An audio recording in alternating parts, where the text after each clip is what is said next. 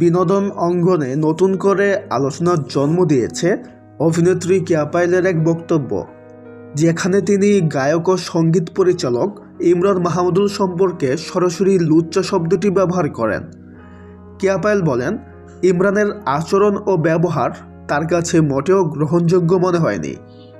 তার ভাষায়, কাজের ক্ষেত্রে কিছু অভিজ্ঞতা ও পরিস্থিতি তাকে এমন মন্তব্য করতে বাধ্য করেছে। তিনি আরও জানান, একজন শিল্পীর কাছ থেকে যেটা প্রত্যাশিত, ইমরানের আচরণ সে মানদণ্ডে পড়ে না বলেই তিনি ক্ষুব্ধ। অন্যদিকে এই মন্তব্য প্রসঙ্গে এখনও পর্যন্ত ইমরান মাহমুদুলের পক্ষ থেকে কোনো আনুষ্ঠানিক প্রতিক্রিয়া পাওয়া যায়নি। বিষয়টি নিয়ে তার নীরবতাও কৌতূহল তৈরি করেছে।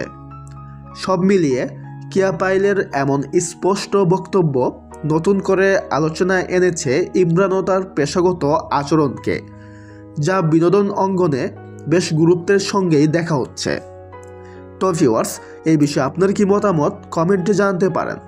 সবাই ভালো থাকবেন, ধন্যবাদ।